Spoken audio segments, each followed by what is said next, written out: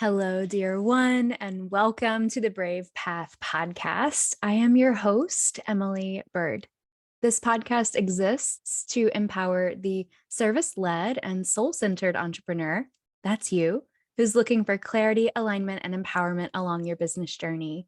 Here we dive into all the things when it comes to the development of your most authentic offerings, awakening and embodying your highest CEO self in the form of your personal brand and spiritual being, while you overcome the blocks and limitations that we all face as we grow in business, upgrading your mindset and dismantling those old limiting beliefs and outdated programming so you can play full out in your business.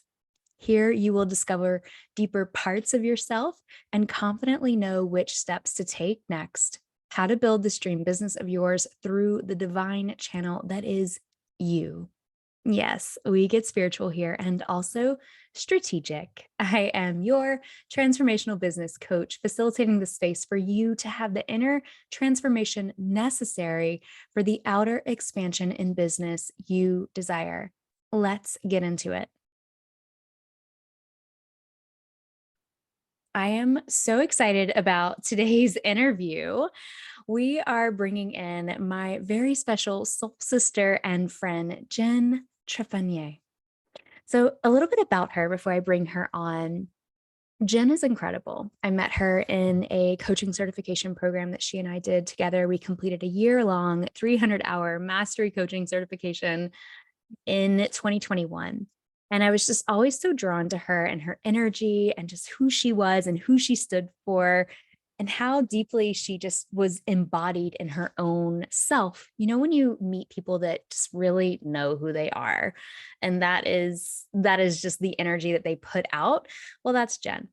And so as I got to know her on a deeper, more personal level, I just knew that she was someone that I would want to bring on to the podcast and introduce to you.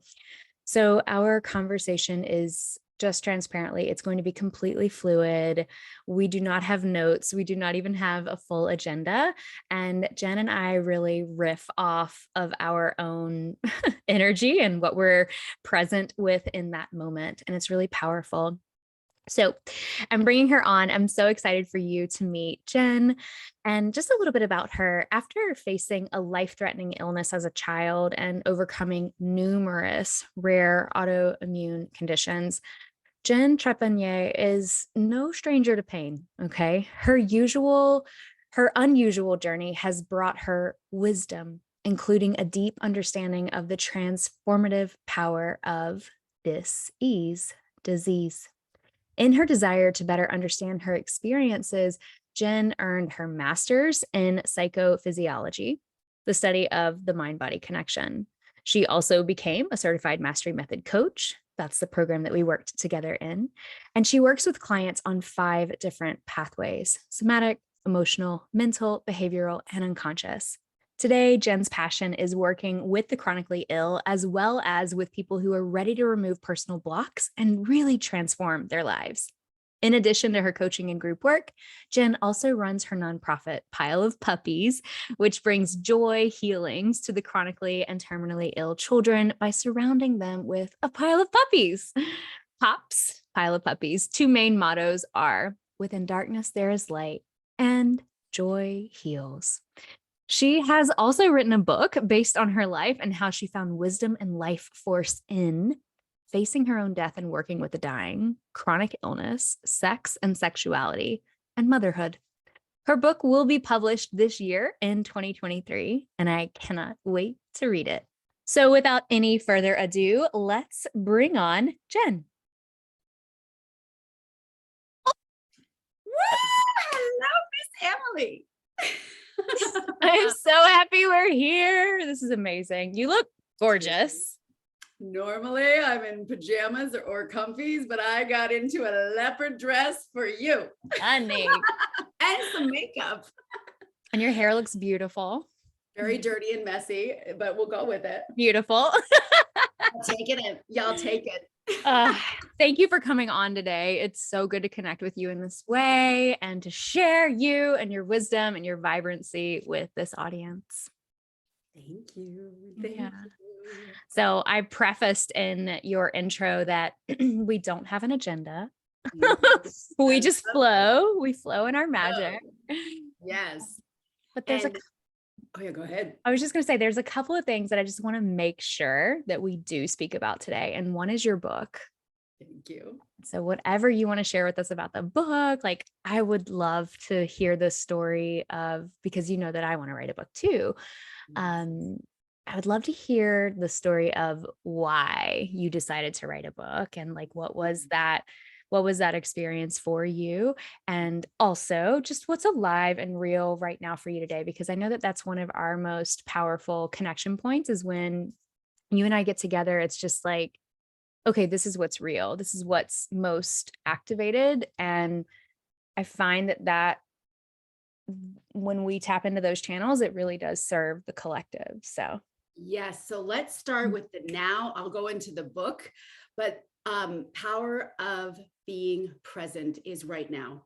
mm, And I got off the phone call at 5:30 a.m. with a dear friend of mine who is in the Ukraine, mm, and she goes there often. She works with the World Health Organization in doing uh, emergency response and mm, coordination, anywhere from on the ground all the way to the president of Ukraine.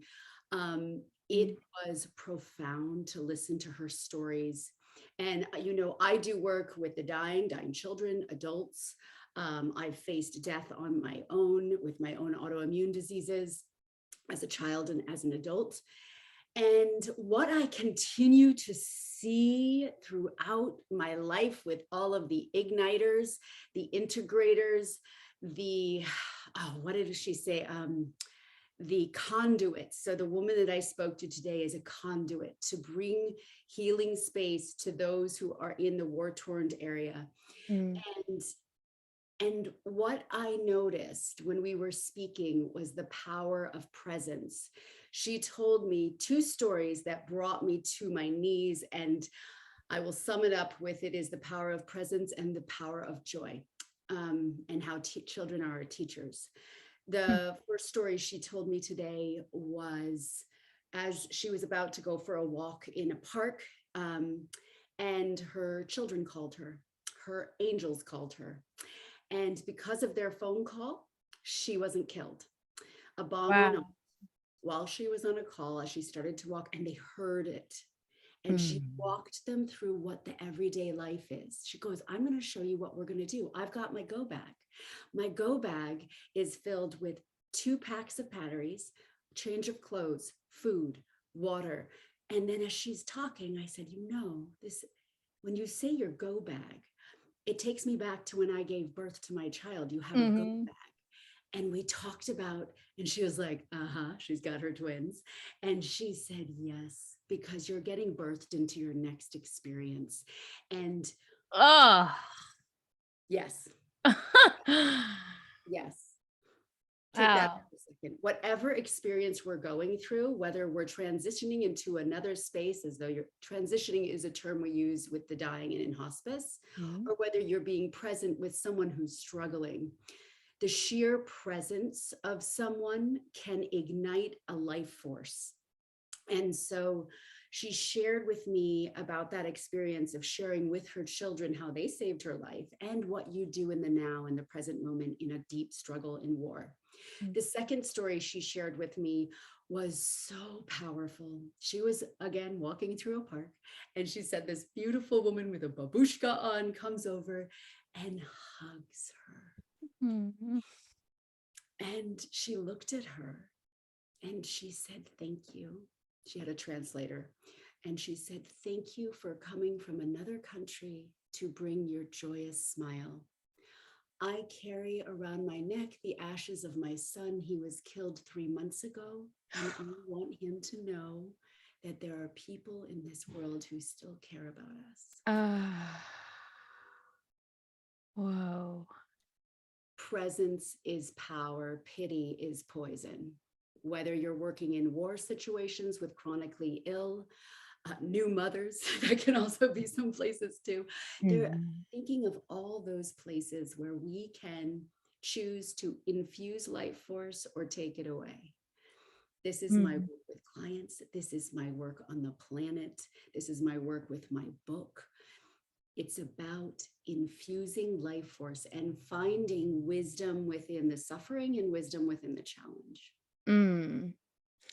Infusing life force, even in death.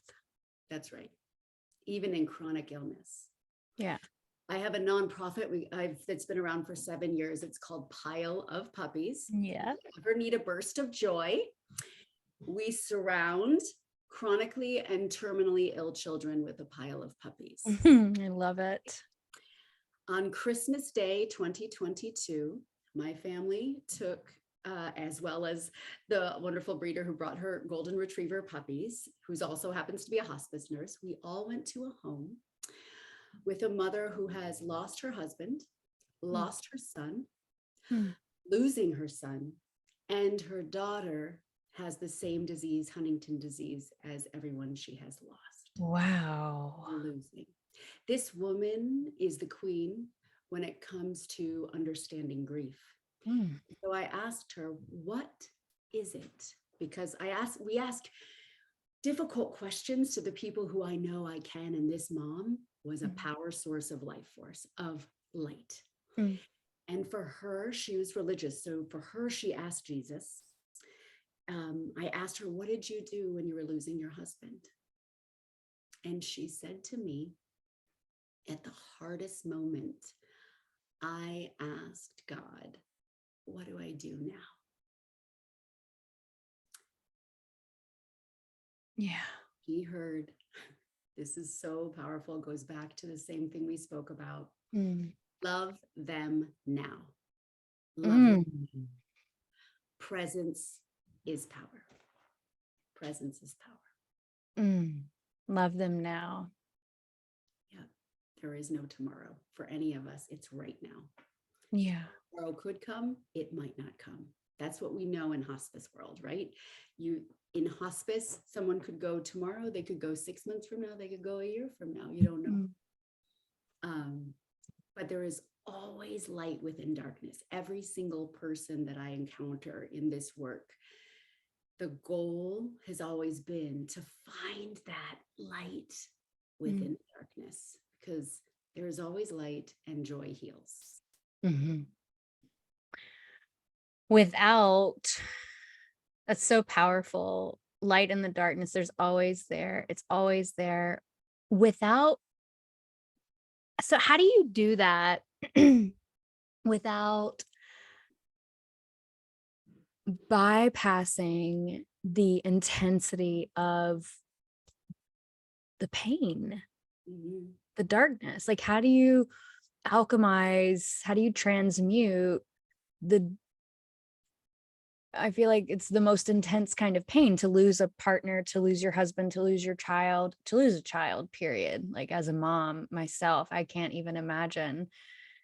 And we've lost children in my family, and I have friends who've lost kids. And how do you, yeah, like, how do you witness, be in, honor, acknowledge, live into the light in those moments, in not a bypassing kind of way? Is it, I guess it's like holding them both with reverence and presence. Mm. Can how do we, like, I feel like there's so much mastery in this experience of like holding the dark as well as holding the light. Yes, yes, that is it. Mm. There is no light without dark. There is no darkness without light. They reflect off each other. So when you can become a mirror, we all are mirrors. Mhm. Some choose to, if you take in too much of the light, like I picture, if you shine a mirror up at the sun and then it hits a piece of paper, it will burn, right? Mhm. So there's a huge focus. So what does it feel like and look like to just reflect and listen? Reflect and listen. To me, that is the power and the essence of being present, is Mm. in reflection and the listening. And I know in my younger years, especially, I would sponge it. I would take it in. I would take on everyone's pain. But the truth is, in fact, I did a whole journal entry on this. I don't know how many people know what's happening in Iran, but there are massive executions on innocent children, young people, just for women trying to liberate and live Mhm. freely how we do. Mhm. And it got to be so much. I was taking it in so much. And I went in and I wrote, and I just did an intuitive writing because how can I be of service? How can I help? And what came through was, and it goes back to pity is poison and presence is power. When I Mm. think of Iran, and I think of the women who are dying and men who are dying for this cause, to be free, I started focusing more on the bravery versus the pity and the sadness. And when I focused on the bravery, I thought about if I were to be killed or murdered for doing something that was a human right, I would want to be remembered for the bravery, not for the torture that happened. So I started holding space for bravery. And when I think of Iran and its people, I keep Mhm. thinking the bravery. And I don't focus too much on the other piece because I can't change that fact. Mhm. Other people's suffering, and this is something I work with chronic illness. Some people feel really bad for those with chronic illness and they pity. Yeah. And what one of the big things is other people's pain is their gift to be opened, because on the other side of pain is wisdom. Mm. And that wisdom is for that person in pain. And so if I'm going in and sponging up everybody else's pain, I'm only getting their pain. I'm not going to get their wisdom. Ah. Does that make sense? Yeah. Yeah. Yeah. And so if I reflect back that, oh, everything is a gift, that the darkness and the light is the gift, and each of us get to open that gift, each of us get to receive that wisdom, then we're just mirrors and listening and reflecting. And Mhm. that's the power of presence. Okay. Do you Yeah. resonate with that? I don't know. Ye It does. It's really simple and deep at the same time. So, I know you've been called a few things, and I just wanna, like, highlight it because I think it's really, like, just, to solidify this moment, you've been called the pain alchemist, the transformation agent, and the wisdom whisperer. And I'm curious, like, in those moments where you're receiving the wisdom, you said, listen and reflect. What is that for the listeners here? What does that look like? How do we do that? How do we develop that presence? How do we develop that level of presence where we're listening and reflecting? Mm. Well, my guess is your listeners are quite aware humans. Yeah. I just feel like that's who you attract. So, number one is awareness. Mm. So, awareness of where your body is and how you are receiving from someone. Mhm. Am I listening and then thinking about the next thing to say, or am I just receiving? Because it's in the receiving and in the quiet moment of actually capturing what someone says that I then inquire. It's the power of inquiry. So a lot of my work with workshops with clients, um, I will have people list their whole life and I will read it alone on my own, and then I will ask questions. But Mm. questions dial deeper into the wisdom of who they are, which then reflects back to them, and they're answering their own questions. Mhm. I I cannot partake wisdom for your life. You are the one who's going to do that. Your inner compass.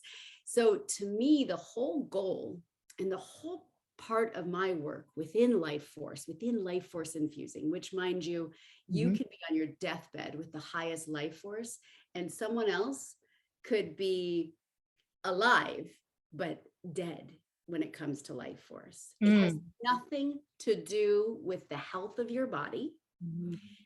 where you are on the planet. It has to do with those who are tapping into their inner compass, their inner knowing. And Mm. my work is around getting into that space. So Mhm. you're not asking everyone else what to do. You're going here, the Mhm. practice of going inward. And when you're in the inward space, you're also a much better reflector and a mirror than telling people what to do. Does that make sense? 100%. Yeah, I mean, 100%. you're one of these, so I know.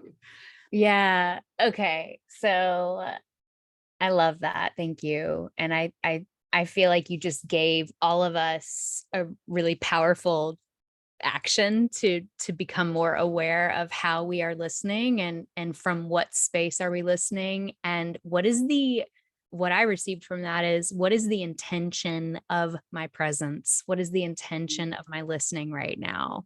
Like, Ooh, yes. I had a really uncomfortable conversation yesterday. It was uncomfortable for me because of the truth that was being told by the other person. And whereas there was a lot of like gold and gift gems in the conversation, I got to know this person better,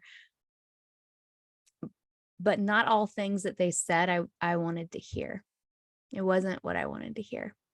Mm, And I've had to really, the past 24 hours, I've had to really like sit in the discomfort of receiving mm, that. And, what's obviously like, how am I going to hold it now? And how am I going to hold the relationship, the dynamic that we have? I've decided it's through compassion, it's through understanding, it's through acceptance, and it's through love. I've decided to hold it in that way, and also not bypass my own disappointment. And there was a moment where I felt pain in the conversation, so honoring that while also like choosing the frequency that I want to be in when it comes to this dynamic. So for me, just like what you just said is really, if I could go back to yesterday, I would have loved to have been a little bit more intentional in my listening, and not, I felt like I was receiving information and I was immediately applying it to me and my experience and the experience that I was having with them. And that feels very narrow and small. And so maybe I would have had a different experience, or maybe I'd be sitting in a different posture today had I been a little bit more intentional with my listening.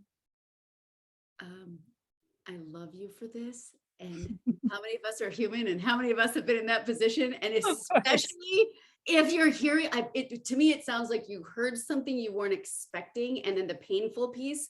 And I've been in that position where you're like, what? And then did you almost have like a freeze, like, I didn't expect that. And So I was like standing in the shower, like totally naked, and I received this information. I literally wanted to pull the curtain closed and be like, get out. oh, Like, that was the response. Of course, I wanted to like just say, get out. I can't believe you just said that. Leave the room now. You are dismissed. and now that that makes Then I was holding the curtain. I was about to shut the curtain. I was like, what are you doing, Emily? You're not a child. Oh, were they were in the physical room? This wasn't a phone call. This was like a Yes. call. So question, only because I really find radical truth being profoundly healing. And I have to ask you this, is something that the painful piece, was there a big truth in that for you as well? Like a holy shit, that actually you're right. And I got to process that. Or was it more that you didn't agree with that painful piece that was shared? The piece that triggered me into pain was, it showed a misalignment. We want different things. And I also judged their what they shared because it felt like it was a very old limitation from when they were a child, Mm. and they said that, like, ever since I was 10 years old, this is what I've believed and this is it. This is what I choose. And that's they're like not 10 years old anymore. And it felt very limiting to me what they shared. And it was also like mm, con conflicting with everything else they had just said to me. So it felt like I got met with one of their deep core wounds and stories that has a deeply old protective limitation attached to it, very protective. And I not only did I judge it in the moment, but it also hurt me because it went against what I want, what I desire. Obviously, we're talking about a relationship here, and I don't want to disclose too much else more about that because it's very private, but as private as it is me saying that I was in the shower. I know I had to like wait a second. That's together when you said that. Okay, got it. Yeah, but like, it was intense. That was an intense moment. I wasn't expecting what I heard, and I was like, "What?" And this has been a belief that you've held since you were 10 years old, like, and it's because of a core, like, childhood familial wound, and that's it. Like, you don't want to let that go. You don't want to integrate that trauma and heal from it and expand beyond it. And here I am, like, literally right in front of you. I'm about to shut the curtain, like. Yeah. So What I love, so I love the honesty, rawness of this. What I think about, I've been with my husband, well, we've been partnered for 17 years, and he's completely opposite of me, right? So much is opposite, but all his strengths are my weaknesses, and all of his weaknesses are my strengths. So there's a beautiful balance. But there also can be like, whew, communication isn't not easy all the time. But what I've learned over the 17 years, if you can evolve together, so every relationship is going to be met with past trauma wounds and your shit that you're working through. But what I always look for as a partnership is, are we going to evolve? And when you have one of those, this is not working conversations, the step away for us, we've never in 17 years gone to bed angry, because I also know I could die tomorrow. That was very apparent since the age of 12. So I've always lived my life with radical honesty. That's all through my book. And radical honesty and communication. And when you realize you have people who are hitting wounds, to me, the biggest point, like right then, you're naked, close it, shut that curtain. I can't deal with this. But if you're able to, and whether it's this relationship, other relationships, if you're able to step back in when emotions are high, reason is low. So you know this. So when I can step back in and have a conversation with the person, with my husband, when emotions aren't high, that's when the good shit happens. yes. Sometimes that fire is needed to see if we're going to burn this motherfucker down or we're going to add more warmth. Think about that. Some people go for relationships that are just going to burn shit down because that's probably been their life. That's what they looked at home, and that's familiar. But when you start realizing that fire can create warmth, it doesn't just have to be sparks, which usually comes with amazing sex, but then horrible fights and then you break up. The warmth, the heat, that's the homeostasis. That's the balance in my experience. And I am so grateful for that perspective. This definitely was not a fight, but it was a very passionate conversation. And there was some fire. And I love that just so resonated with me. And I hope it resonates with anyone listening. Well, to discern, right? Like whether or not you do need to burn that bitch down, because sometimes we do.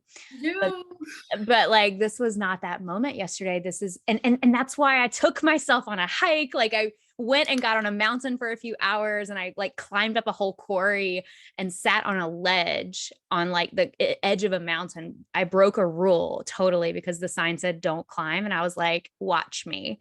And I did climbed all the way up to the top. I haven't even gone that far before on that part of the mountain, but I sat there and I was like, I really want to meet this with love and compassion and understanding. And that's the warmth that you're speaking to. That's the presence. Mhm. Thank you. And you did exactly what I believe is the most healing, is going to Mother Earth. The number 100%. because you ground, right? She is my out, like all wet. Like as soon as I stepped foot on the trail, I was like, please absorb it all. You know, Yes, she barefoot. can hold us. She Yes, can put hold your us. hands on that earth. Yes, put it on you. Like, yes, Hands, feet, water. pussy, all of it going on the earth. Yes, put it all on there. All of it. She takes it. She transmits it. She does. It's really incredible. Okay, so I have this question. We are speaking on January 10th, 2023. Oh God, yes. That's Oh crazy. my God, it's crazy. So my dad died January 7th, 2019. So we just hit the 4-year mark. And I want to ask you this question. I had such an incredible experience with him when he was dying. And you know, I've shared with you about my own mediumship. And in my life, all of my mediumship, besides like being deeply intuitively connected to people and like just having moments where I think of you and then I receive a text from you, or I literally like will send someone love and then I get a text. It's like sending you love. You know, it's like there's that. I have that intuitive connection with life, but my mediumship has been, a lot of it has been around death. So like I know when someone's dying, I know when they have passed, and sometimes I know them, sometimes I don't know them. There's been a lot of, sometimes when people die violently, I get awareness of their soul and it's like they're trapped and they need, how I receive it is like they need help transitioning into the light because they're stuck in like the violent darkness of their death. And I know that my psychic mentor said that to me. She was like, you know, sometimes when people die, because I was like getting haunted by, especially with the gun violence, you know, in America, it's just so prevalent and it's its own epidemic. As that has gotten worse throughout the years, I've just had a lot of stuff come through to me, like wake me up in the middle of the night. And I had to really set a boundary with spirit, like what I'm available for and what I'm not available for, and when I'm not. But I had a really beautiful experience with my dad when he was dying. And my intention for my presence, I love that this is a theme for today. My intention for my presence was to bring the light. And 4 years ago, I said this out loud, you know, with my mom in the car, like, I want to bring the light. I want him to know that it's okay for him to pass and that we're all going to be okay and that I love him and I forgive him. And I don't hurt anymore. I do still feel the pain, but I've sat and I've been and I've alchemized that pain long enough to now be witness to the pain and hold it with love and compassion. So it doesn't actively hurt me anymore, but I can witness it. But I saw a man reeling, like he wasn't ready to die. He wasn't ready to let go. In real life, or like you witnessed him in his dying process, not ready to go. Okay. Correct. He was resisting. And Yes. we had a moment where I was sitting on the edge of the bed. It was just me and him in the room, and I was holding both of his hands. And he hadn't received pain medicine yet because they wanted us to all be able to be with him coherently before. He was in an in-hospice care unit at the hospital. Now I gotta. And he was kind of going in and out of consciousness. Like he was tired, you know, Jen, and he was like sitting up and then he'd close his eyes and lean back in the bed. And he had that moment where he leaned back in the bed and I was holding both of his hands and something told me to close my eyes. And the wisdom I heard was close your eyes and drop in. And so I did that, and when I did that, it felt like all of a sudden there was like a train crashing through the room, and my eyes were like shaking in their sockets, and my whole body, it felt like everything was vibrating really intensely, and I heard in my ears, and like everything was shaking, and it literally felt like an earthquake. If you've ever been in an earthquake, that's what it felt like. And my wisdom was like, stay here, stay Mhm. with him, don't leave. Because I wanted to open my eyes and be like, what the fuck's going on? But I couldn't. And so it felt like a really long time. And I'm sure it was just seconds. But then all of a sudden he sat up in the bed and he was like, it was a big gasp of air and his eyes like wide open. And my dad was like this jaundiced skeleton at this point in his process, his transition. And he sat up and he was like, oh my God, I have to go. I have to go with her. She's a friend. She she said I have to go with her today. And I was like, yeah, you do. You get to go with her and we're all going to be right here and we love you and it's safe for you to go with her and we're going to be right here the whole time. We want you to go with her. And he was just like in shock that he had to go. And I felt like my I felt like I did what I said I was going to do. I brought the light and I let him know that it was okay to die, but he resisted it. And so my question is is the actual process of dying, is dying easy? Is it hard? Is it neutral? Is it our resistance and fear towards it? With your wisdom and your experience, which is vast when it comes to death, is it easy? Is dying easy? I think that's a very individual question. And this has been brought up in numerous death groups that I've been in. Mm, And a lot of us who have worked with the dying have noticed those who resist life often resist death. And there is a resistance in the dying process. Those who let go, typically, they've understood the process of let go in real life. mm, Death comes, they've learned the process of let go. mm. Does that mean every person who's had let go? I am not one to say, but from when I've talked with others who have way more experience than I do, um, that has been one of the consensuses when we spoke about this. And it's interesting because it sounded like in your dad, he once he got the invitation, did he let go? I saw more ease. Yes. So there was an invitation on the other side. But what I also heard was there was a let go and a space for you to go where your energy.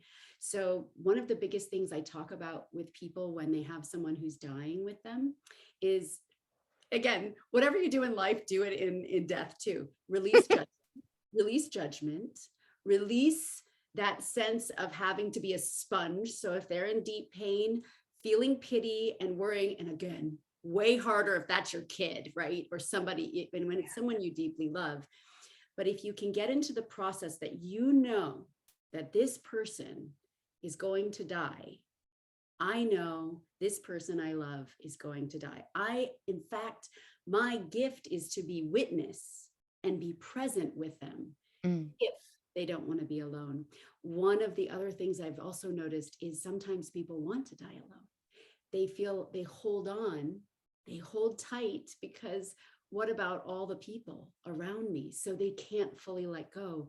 So sometimes one of the most beautiful things a family member can do is be present and say, I see you, I love you. It's okay to let go. It's mm, okay. Even if you don't want them to leave. If you know they're suffering, saying it's okay to let go, we support you, we're going to be okay, sometimes is what they need to go. And mm, if they go when you're not there, that's another thing I always, because sometimes people, I wasn't there for them. That might have been what they needed. mhm. Think about vision quests or time and space when you need to be alone and when you are in the let go, because there is no one else, nothing else but you, yourself, your soul. Mm. So I would say death, it is different for every soul. Every soul has their own journey. Wow. Wow. Thank you for that. It's so real because I used to say, I love how you said how they die is how they live, how we die is how we live. And as you know, you and I both offer coaching and mentorship and guidance to people. And I know when I was teaching yoga, I used to say that to my students all the time was how you show up on your mat is how you show up in your life. Mm. And now as a mentor to entrepreneurs in their business, I say it as it relates to business, like how you are in your business is how you are in your life. How you're showing up in your business is how you're showing up in your life. And the great mirror to life is how we die as well. Yes, totally. And there's something I forgot to mention. I completely agree with this. Um, you mentioned that this is the fourth year of your grief. Yeah. In China, Mm. I was very small town in China. And I just thought this is such a beautiful, I love rituals. So this was so powerful. We were walking, again, small rural town, and we were with a tour guide. And I noticed, just three of us, and noticed that on some doors, there were ribbons, four different color ribbons. And then randomly I'd see ribbons. I was like, what is that? And she goes, oh, you know, when someone dies, each color represents a year. Mm. And I thought, now that is beautiful. So when you knock on the door, you know if this is the first year someone is working through grief, the second year, the third, or the fourth. And Wow. we know grief can go forever and that there's different forms of it, but we certainly know it's quite ripe within the first few years. And imagine if everybody could wear a pin and you go, oh God, that's why you're an asshole today. You just lost someone. Yes. You're just going through it, you You know, need a hug. a hug and you need to be alone. And you're so Mhm. right. So it just, to me, when you said those 4 years, immediately I thought, oh, that I've got to share that story with you because there's a power in that. And that's something I also share in my book too, because I think there's a lot of fear around death. The four topics I bring up in my book are the four pillars in my life that I've found wisdom and life force. And that's within death and dying, witnessing my own body get to the point where I could barely swallow or get up from a chair. From 12 to 17, my body attacked my immune system. So I got on the path very early of awareness and consciousness that what's going on the outside might not reflect on what's going on the inside, because my spirit was getting stronger as my body was getting weaker. Thus, my life force was getting stronger as I nearly died. Wow. So death to me was my teacher early on, as well as my uncle and my grounding mother. So those people and humans come into your life. So death in that space, and working with the dying, whether it was hospice or with pile of puppies with dying children. That's my first pillar of wisdom and life force. Second is around sexuality and sensuality, and how oddly and interesting, being close to death ignited my sensuality and sexuality. So when I came into my body at 17 and I could finally get up the bleachers and go to a pep rally, and Mhm. I turned into, I felt like I turned into a siren. It was amazing because then I could use my body the way I wanted to. And it wasn't just about what I looked like most teenagers were feeling. It was what my body could do. And I couldn't even masturbate. I had no strength to masturbate at one point. Wow. Imagine that. Wow. Yeah, no strength to even do that. Gosh. God damn it. But here's the thing. This is how I started learning about life force, and sex and sexuality was so important. I grew up in a space where there was no shame. So I was with men, I was with women. I didn't call myself bisexual, queer, nothing. I just was. And that was a gift that I also share, because so many people are judged on who they love and or their physical capabilities, right? Mm-hmm. Disabled or not. So that was a huge vein also within the book. And then the third one is on chronic illness. Of my 45 years, 33 of them have been literally my immune system's attacked my muscles, my joints, my lining of my lung, my carotid artery dissected spontaneously when we moved to Switzerland 2 weeks Wow. in, right? My skin, so it worked on vanity. So I have lots of little red dot, over 100, and having to work through what is it if you don't look perfect or your skin doesn't look the way everyone else's does. So that's part of the book too, is about looking at how does illness bring forth wisdom? How do you really get into the pain of what you're experiencing so that you feel it, so that you can let it go?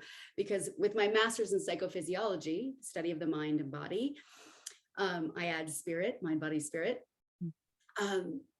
What you think will also aggravate or propel in good ways your body. So even what your thought processes are, they can attribute to more pain or less pain. So there's that piece. And then the fourth pillar is motherhood. You're a mother as well. And it's just sharing, especially with those women who never wanted to be a mom. That was a wild child. I'm still a wild child. You still can be wild, just in case any of those ladies out there don't want to become a mom because they can't. You can. Agreed. Yes. But you may not be wild for a couple of years, and that can be really hard. So anyway, I share about authentic mothering and not feeling bonded with my baby in the beginning, and what it was like to be chronically ill and nearly die, and not knowing if I'd make it to see my daughter. So there was that whole journey. So I just wanted to share that I really believe there are so many powerful points in our life, and we can infuse life force here. We can use it. You just have to make sure you got the tools to do it. I'm like, you are the life force. So was there something that happened to make you sit down? Because I know, I mean, you and I've been friends now for some time, and this is like year 2 of our friendship, right? We met at the top of 2021. It's the top of 2023 now. And so I know I've been witness to your beautiful, inspiring process of writing the book, and how like you set yourself out in nature by yourself and wrote the book like under the tree. And so Right. what, which I'm like, that's how I would do it. Was there something that happened to make you like take that action? Okay, I'm going to write the book now. Yeah. So it started in 2020 when my lung was being attacked by my immune system. We all know what also was happening in 2020. We had COVID coming in, attacking the lung. Yeah. And I was living in Switzerland at the time. We were there, supposed to be there for 3 years. We ended up leaving on the second year, at the end of the second year. And I had, at the time, she was 6 years old, my daughter. And I thought, well, fuck. This may take me out. I mean, this legitimately, I was on double immunosuppressants. My immune system was being attacked, and I'm somebody who's always solution oriented, always. So in my mind, instead of worrying that I could die, I started to write then in 2020. I started to do videos on my phone. It says Aria videos, because I didn't know if I was going to die. And I know I do interviews for people who are completely happy and fine in parents, because you can be killed in a car accident. You could just go anytime. You don't know. People assume they're going to get old. I don't assume this. So I also do. Wow. So I also sit down and do inquiry interviews with people and send them the video so that you have it especially if you're a parent. Your wisdom is given. So what I did was started to do the videos, started to do the writing. And when we came back to the States, the decision, as I had been doing it, it was literally like, I think people know, like when you feel like you're pregnant, it was like this, oh my God, now I feel it. It's got to come. And within 90 days, it was written. it was written. And I thought, oh my God, I wrote my book in 90 days. Little did I know, this is a year and a half later, how magical this process was. Because I mean, I've literally writing a second book on writing the first book because of how many synchronicities, people that I've connected with. But I would spend 5 hours a day under a tree when I would visit in San Diego. My daughter would be at camp and I would go to my friend's. She's a farm, and this tree called me. And this tree sounds crazy, but this tree literally called me. And my friend goes, oh yeah, you see the swastika on it? I was like, oh my God. The what? Yes, the people, there were drug addicts that were on this land before her. Wow. And there was axe marks in this stunning tree, gorgeous tree. And I was like, that's my tree. That tree has been through fucking shit and it's gorgeous. It's gorgeous. And it infused. I'm going to send you the video. I took a video of how the light and the canopy comes through. And in the video, no shit, there is a heart. Literal heart from the light coming in. I never noticed the heart until the video was shown, until I looked at the video afterwards. Wow. And that's what it was. And so I literally wrote this book in stints of 5 to 15 hours where I would sit and do the and write. And then the revision process has been intense, because when you have something that's about your life, that's about to go out and it's gonna be in print, you can't change it. And so this has been the hardest part, is the revisions and getting it right. Getting it right, because if you're talking about sex and you're talking about, and even when I started writing this book, this wasn't going to be for everyone. This is for my daughter. And then as I started writing it, I was like, oh no, I think this is for someone outside of just my daughter. And as I was writing about my sexual experiences, I thought, well, this wouldn't be what you'd say to your daughter. But this is what I would say to women who are, sexually fluid, queer, bisexual, whatever your title is, and married and look straight, because I've been a chameleon all my life. I've looked completely healthy when I'm nearly dying. And I look like a very straight lady with my husband and my daughter. But there's a lot of stories I share in that whole space of what it is to really be 100% who you are. So I know there's a lot of people who chameleon out there. You wear certain hats at certain times to fit into this. What happens when you just show the fuck up? Yeah. What happens? I want to say how important it is for this book to be out in the world. And did you have that knowing? Yes. As I was writing it, I'll be the most nervous the most nervous I am about this book is on the sexuality piece. And not because I have any shame involved. It's around the judgment. And I'll be really honest, I work with a lot of religious folks in my nonprofit. And I have this fear that if you see the whole side of me, people have called me an angel all my life. And I'm like, you have no idea how dirty this mind is. I'm like, I can be an angel, but I also can fuck like a goddess. So well, I think fucking like a goddess is one of our greatest gifts as a fully embodied woman. yes. And I just had God, this is so relevant. I just got off I told you I just had an onboarding call with a new mentorship client, and that was one of her like core deliverables, that she wants to really like own the goddess inside of her. And it's more than just being confident and being sexual, but like it was like we really took it deep. There is such like, we all hold, if you're a woman or woman identifying, we hold that. And I think all of humanity really, because the men are, and men identifying, and even non-binary, non-gender conforming, like we all have a collective wound of what has been suppressed.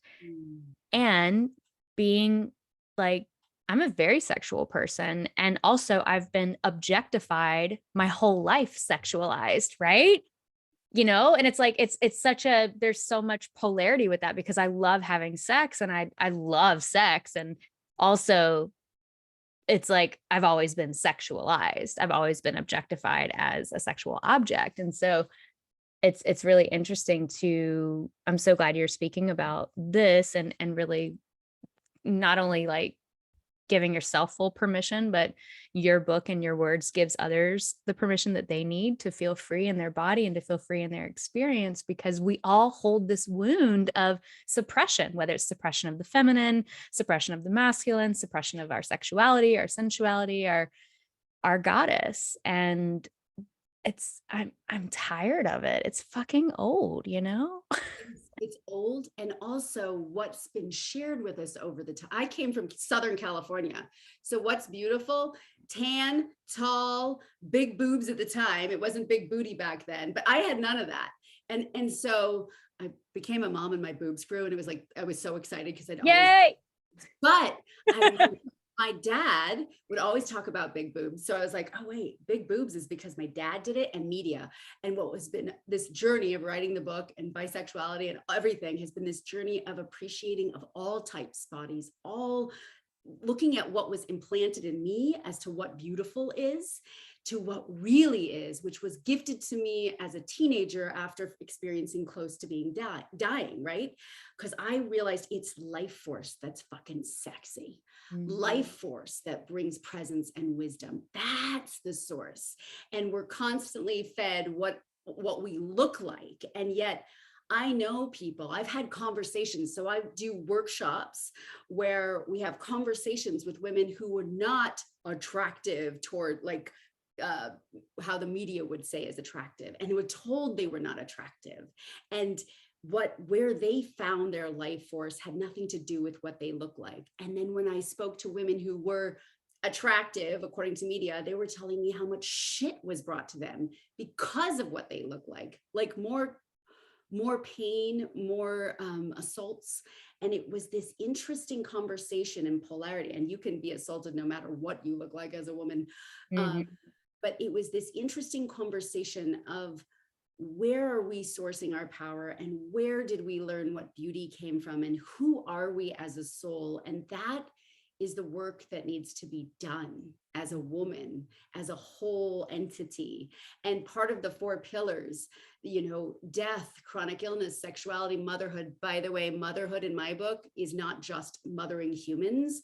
There are people who have mother energy that they give to humans and to businesses. So to me, the holding of the mother is holding of it's those who hold the space for others in a very profound, deep way. And the reality is, for the truth is that light comes through transparent vessels. And the more transparent, the more radical honesty, the less shame and the less loneliness we have in this world. That's the goal for my book. That's the goal for my workshops. That's the goal of my clients, to really live your authentic self. Light comes through the most transparent vessels. It's true. That's a quote. Can you put that in the book? Front of your book? Like, I was like, that's the intro page. That's amazing. I have a sense that this is the first of many interviews that we will have on this show. Love it, love it, love it. Let's do it. They're going to beg you to come back. Oh my gosh, I love you. I love what you do. I love what you're bringing to the world. Thank you. Thank you for having me for this hour. It's such a gift. How can people, I've introed you, of course, but how can people get in touch with you right now? Perfect. If you are on social media, it would be Wells of Wisdom, JT, my initials, JT. And there's a link tree, which has my website, wellsofwisdom.com. It has all my podcasts I've done and how you can reach me if you want to be on the book signing, or when I launch the book, on any workshops, work with me. All of that is in that link tree there. And my website soon will have more of the podcast. I'm still working on that piece, but actually I will just say it's in the website as well. And I'll link it in show notes here as well. Oh, perfect. Yeah. Yeah. But social media is a good way to connect with you. Social media, and then the link tree has everything. Okay, perfect. Do you have a last question? Do you have a estimated idea date for when you will launch, when the book will be ready? So, well, I have a women's group that's launching in March, and then I've got the book. The goal is the summer of 2023. I am still in revisions because I was sick for 11 weeks. I'd been sick September 30th. Oh, Insane. So that kind of screwed with it. But here's what I've learned about this book is trusting in the process, because the people that I'm connecting with, the people that are coming to my life before this book is published, are crucial to the end, to the mm, know what I mean? And mhm. I am so ready for this baby to be born. It's 2023, damn it. And it's so close. I'm just like pushing, pushing, pushing. It's a crown. I can feel the head. Yeah, the ring of fire, you know, when Ring the of baby fire. It's coming. crowns. Oh, Yes. Oh, I rather even better. I'm at the peak of the orgasm. I'm almost at the orgasm. I'm right almost there. It's about to explode. That sounds more fun. I don't love want to. that. Yeah, that's better. Actually, let's do that. I'm doing that. I don't want to be in pain. We're almost there at the peak of the orgasm. Okay. Let's go that. I'm Oh. quivering inside. Thank you. I love you so much, Jen. So great. Tiffy's so great. Thank you for being on today. You got it. We will do it again. Yay. So much love. Mwah. Bye-bye.